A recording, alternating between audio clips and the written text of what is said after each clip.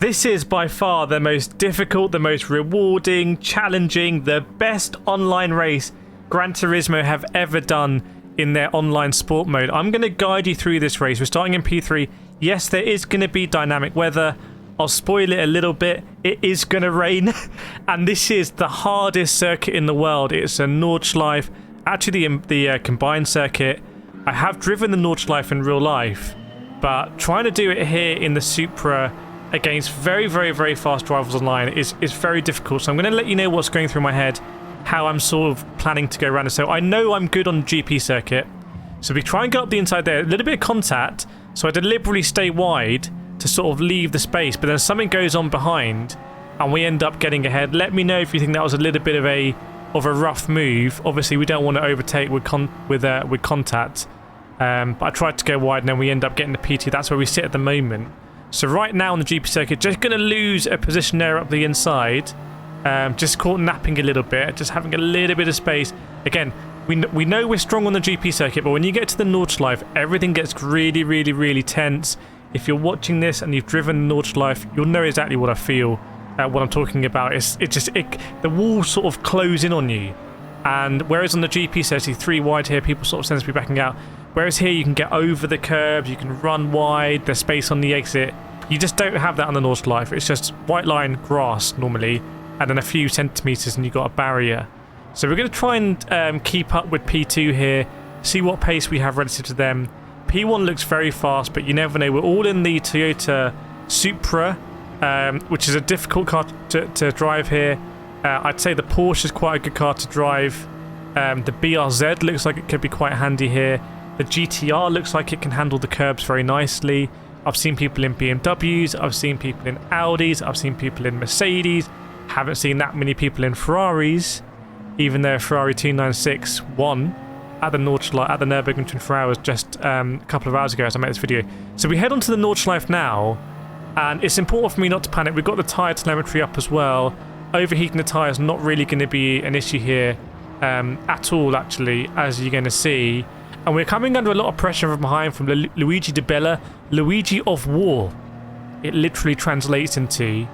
And at this stage, I'm a little bit tense. I'm looking at myself now in the camera, and you can see I'm a little bit tense. I'm sort of like, my shoulders are close together, and that means I'm not letting the car naturally sort of run over the curbs as I should, and I'm making the corners a little bit tighter. Now we're going to go in here too wide. It's going to make the corner really tight for me, but then he decides to back out, and we just about make it through. It would have just made it really, really, really tight and awkward. So Luigi decides to fight for another day. Obviously super hard to overtake at the Nordschleife. Look at the gap to P2 now, it's 2.2 seconds. This is a 2-lap race, by the way, and it can rain at any point. Fully dynamic weather. So if you get your strategy calls right, you can have some big advantages here. So nothing in this race is off the table. And we come in now. This is for me like really entering the Nordschleife. When you go here in real life and you actually swing your car in there, you feel like you're in the forest now. It gets very twisty. This left-hander here is just so unbelievably difficult because you've got to brake very fast. You've got to go over to the left here and then back over to the right. You're fighting the weight transfer from the car over to the right again. Try and get over these curbs. The car doesn't really like it. It doesn't like this one a lot. But you have to get over that curb and accelerate out. In the Supra, my tip is use third gear. By the way, I've got a sun absolutely everywhere. So apologies if I'm not a very professional YouTuber. Like and subscribe to make me more professional. I'd really appreciate it. Let me know if you've subscribed in this video in the comments, actually. And I can let you know personally how much I appreciate it. Coming in now, really important for this right-hander that we don't go in too deep because the exit really pinches. And I never really seem comfortable getting on that curb on the inside as we didn't do there. Still 2.2 seconds to P2, but anything can happen. We've got to make sure we don't bottle it trying to go on that curb on the inside. Don't want to run wide on the grass there because that's real bad news. Don't want to brake too late here. Brake nice and early, stay in the compression on the left-hand side. Trying to exit out in third gear. We're doing a half okay. No, right, well, there's a half mistake. We were doing half okay and we do a half mistake. Just want to slot back in there, sort of take the racing line. Maybe a little bit questionable, I don't know, you let me know. Then up here for this right-hander, we want to accelerate nice and early because it is uphill. You don't want to lose too much momentum. You can see there we're actually in fourth gear. Should have been in third. Again, sort of just trying to keep my place in the road. Important that we just keep our head on our shoulders here in a calm way, down to P5.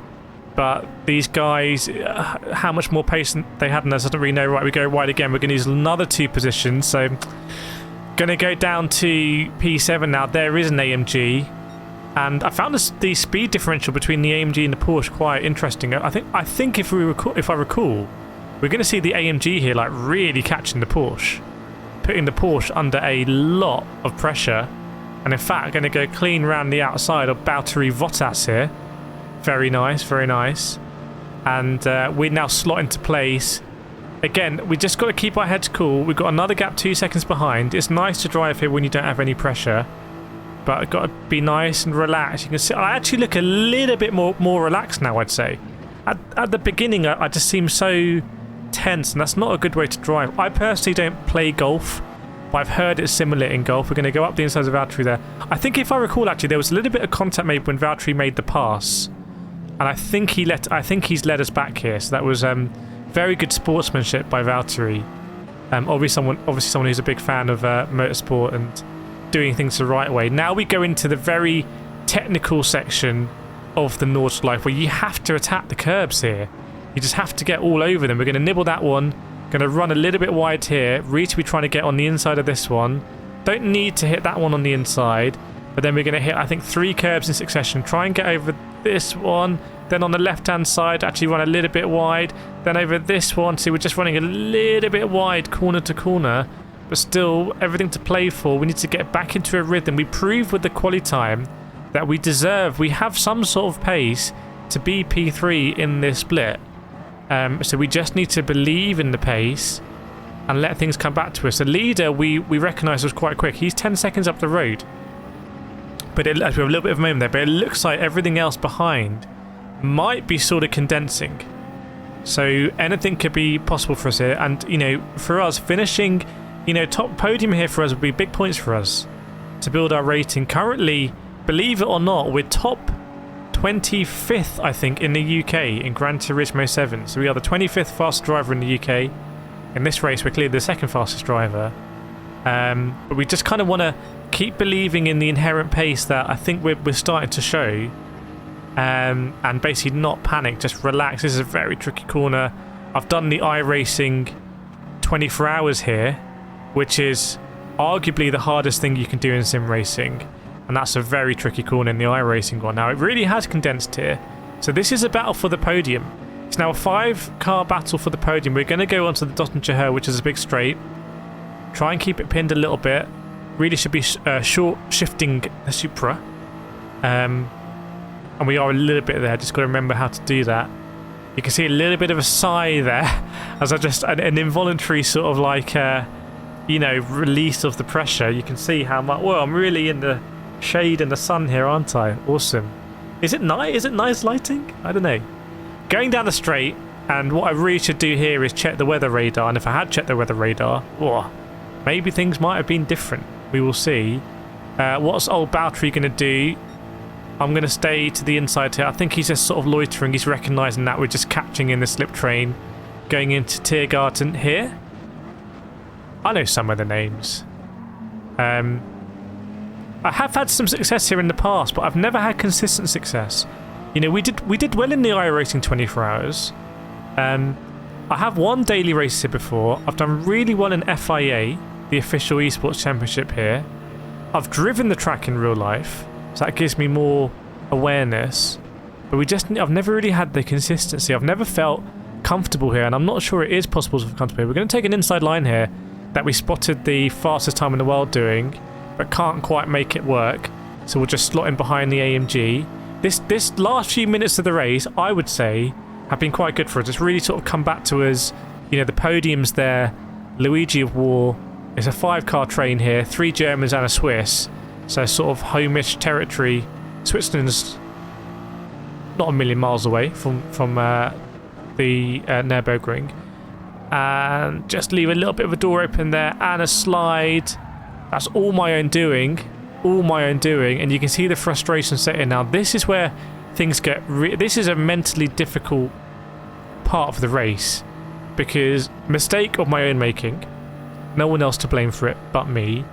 There's a pack of cars ahead, so there's so much opportunity, but they're getting... It feels like they're getting away. I wasn't... it feels like almost like a switch there has happened in the race sort of like flow for us. If it was FIFA, people would say, oh, it's scripting. But there's no scripting here. It's just... This is a lot of mental and psychological stuff going on in our brains as we're all trying to race, because we know we have the pace, and it's just about letting our body deliver that. And sometimes I find it's easier to do that when you're driving more subconsciously. People ask me, how do you drive and stream? How do you drive and chat with hundreds of people, read the chat? And actually, if you're driving well in your subconscious, you can use other parts of your brain to look at the chat and chat away. Again, I'm a big proponent of just being relaxed when you're trying to excel at sports or racing and stuff like that. So the gap to the guys ahead, just about 2 seconds. Important that we don't try and... The thing is here, if we were just to relax, we would drive faster. So you can see my body language. I've moved this camera out of the way so you can see what's going on with my body language there. But if we just relax, it will come to us because they're in a pack. And they'll get slittering benefits at some point, but they'll also have to brake a little bit earlier at others. So 2.4 seconds. And there's going to be fluctuations. It's over an 8-minute lap here. We don't need to worry about a corner. We're losing a tenth here, a tenth there. Losing a tenth down the straight. That's absolutely fine. Not a problem. Nothing to worry about behind. Let's just stay cool. And you can see that the weather's starting to change as well. And I promise that we'll be running this race. Go a little bit deep there. We just about to gather it up. A little bit of a shame, because my hunch is that if we hadn't gone deep there, we might have caught a little bit. And again, that's good psychologically. As it is, we've lost about a second. Brutal. Absolutely brutal. Sparks flying ahead. 3.7 seconds now. I think it's all about exits. Racetracks normally. So, you know, you can try and brake a little bit later and gain a tenth or so in the braking zone. But if it means that you risk overshooting and losing a second, well, you can do the maths on that. What's your risk appetite? You know, how are you wired? 4.2 seconds now. Now, we are dropping the driver behind. I think they were 2 seconds now. They're now 3.8. So it might be that the group ahead is sort of locked in and just looking really sort of strong. 4.4 seconds. Again, mentally, really important that we focus here. Let's try and get in that dip. Patience on the throttle in third gear. 4.5 seconds. And you might see my eyes there if I'm darting up and looking. Right at the moment, I'm absolutely locked and I'm barely even blinking. There we go. I think a little look there at the standings. But I should be looking as far ahead on the track as possible. Difficult to do at Nordschleife because it's so twisty. On the power, they're a little bit early in second gear. Again, we should be in third gear. Now the gap's gone to 5 seconds. This is mentally really difficult for me because we were in P2, I believe, weren't we, being in this race, down to P3. Caught the pack up, looking pretty, you know, stable. And now the pack is getting away. Now something's happened here. This Valtteri Bottas has dropped back. So a little bit of a bone. Got to get up braking right here. Very easy to outbrake yourself. But then really, at the advanced level, it's about where you get on the power. By the way, if you want to do really well at the Nordschleife, I'm going to put my circuit guide at the end of this video. I think it's 6 million credits. It's a video I just break every sector down. And when I'm kind of warmed up at the Nordschleife, it's a really fun track. Now, I think I saw the spots of rain on the bonnet. It reminds me of karting. When I go karting, you sort of see the spots in your visor. You're like, hang on a second, it might be raining. And then you're kind of looking around and you're very hyper aware of that.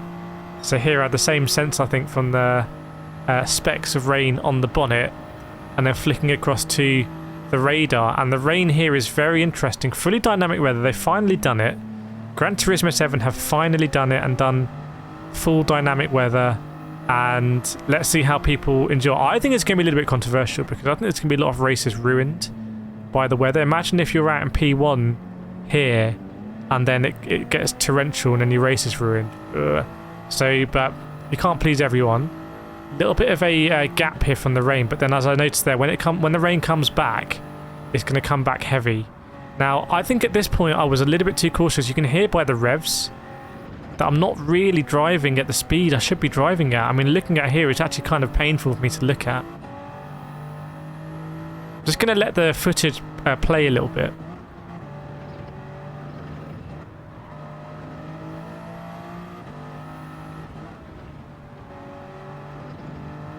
Just letting it play.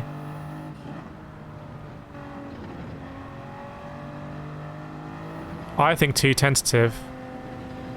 I think too tentative. I think we flicked the TC on when we saw the rain coming, which I think is a smart thing to do. I don't think TC's really kicking in that much. Just see the red bits flickering there when it does. So 4.2 seconds. You can see the leader's really cracking on. The rain's coming down heavy now. 2.1 seconds behind, and there is big opportunity. Because if there's a very wet braking zone, then they're going to hit it first, and we'll see the yellow flag. So what we should really do in this position is just absolutely focus on if we can see any cars ahead sort of spinning around or anything, and just know that there's going to be some aquaplaning involved. If you look at the moisture meter in the bottom left, you can see now that the it's ticked over. So there we go. Oh, and this is so frustrating because we just went a bit too deep there. Got to focus, lose 1, 2 positions. And there's Valtteri. So we would have gained 2. So we were we in... I can't remember what position we were in previously. Were we in 5th place, maybe? 6th place? So we would have potentially gone up to 4th. But instead we're down to 8th. Which is very, very, very painful. But we're still going to get down the straight, and there might be some aquaplaning. But these races come down to the smallest of moments, and, you know, very frustrating. You can see a change of position at the top, actually. The French driver who was leading this race is now in P2, and he was looking pretty dominant, I felt. So the rain here can really change everything, and I basically fluffed my line. I had one shot, one opportunity, and normally I like to think I'm quite good at being the underdog and sort of really taking opportunities better than people might expect. But in this race, I've completely done the opposite. That was my opportunity to flip this race around, and I just wasn't on it. I remember I wasn't that focused going into this corner because I remembered kind of looking and seeing the car and realising it was too late. Because if I'd been more laser focused. So it's going to be a P8 in this race. Watch this track guide video right now if you want to see how to take the Nordschleife sector by sector. But this is more about the psychology, and I really hope you found this video interesting. Let me know any thoughts you have in the comments. Let me know if you've subscribed with this video. I'd really, really, really appreciate it. And I will see you on in the next video.